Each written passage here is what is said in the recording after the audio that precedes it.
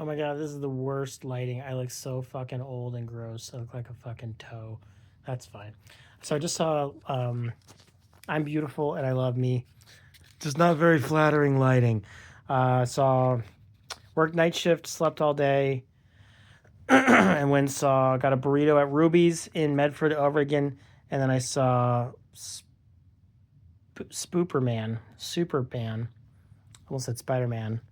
But the first Superman I've seen since the one with Richard Pryor. So I just didn't really have any interest, but it was the thing that was playing, and Peter Gunn, who had done Slither, which is like one of my favorite horror movies, and he did the adventure, you know, with the raccoon who's not a raccoon. He did those movies, and I particularly love Slither. I mean, and those other movies are probably my favorite Marvel movies.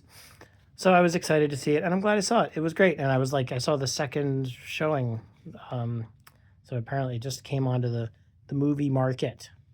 So I wrote some notes in my little notebook with the light from my watch, and I'll just read my little notes. Um, I love Lois Lane's apartment. I always really appreciate set dressing in movies. She has a great apartment. It's just a. I wonder if it's real. It's an amazing apartment. Beautiful high ceilings, wonderful wood. They had the set dressing was really cool. Like she had the shopping cart that a lot of people have in New York. That's often sort of a little old lady shopping cart, but you see not little old ladies having it. The bike by her front door. It just felt very real. It'd be very. I mean, it'd be like a very expensive apartment, but it was definitely felt real. As a bald man, the most unbelievable part of the whole movie was Lex and his bald head in Antarctica. One of my little notes. Little note. The Justice Gang. That was funny. All their bickering about the Justice. So there's this group of people. There is the Green Lantern, played by the guy from Doctor Horrible's sing along movie, which is a great movie. The guy in that with a terrible bowl haircut as one of the members of the Justice Gang. Um, Another line. There's no spoilers. Maybe that's the real punk rock. Um, and he's discussing with Lois Lane. Lois Lane was talking about being cynical and guarded and skeptical of everything. I don't know if she said cynical, but skeptical of everything. And then Superman said, and she's like, Superman, you just see beauty in everybody and trust everyone. And he was like, maybe that's the real punk rock. Like, no, I don't know about that, there are. I don't think this is a spoiler. And there's basically an infinite. There's sort of a play on the infinite number of monkeys at an infinite number of keyboards. That is very great. I love that in a pocket universe. Sad alien baby. Oh, there's a sad alien baby. That was a real heartbreaker. Um, Hall of Justice. The Hall of Justice is this really cool building. Again, I always wonder, is this real? Is this a real building? It feels like a real building, except this says Hall of Justice on the outside, and they have like a cherry picker and a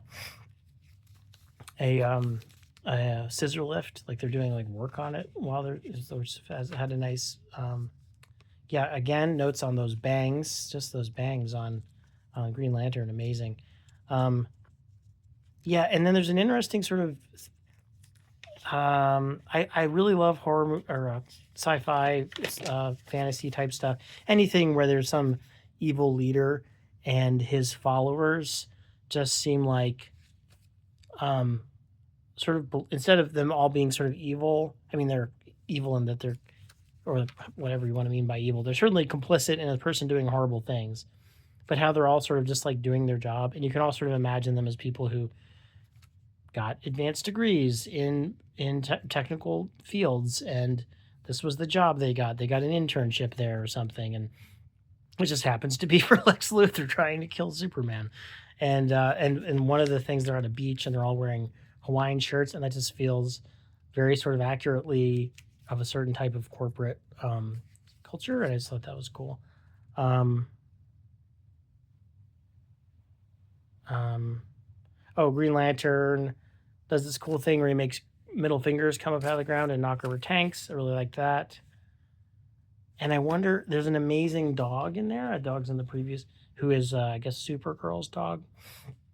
and Superman is dog sitting, and so the dog was great. And I'm really sort of baffled. I can't like I feel there was a little bit of uncanny valley situation with the dog. I mean, not obviously the dog is flying and doing other things that dogs don't do.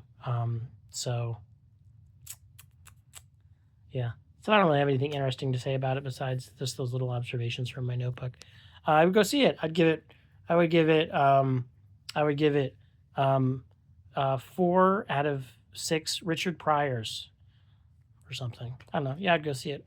I don't know if I'd watch it again anytime soon. There's lots of other things I'd rather see sooner, but rewatch sooner. But definitely enjoyed it, especially in the theater. It was a very fun cinematic experience.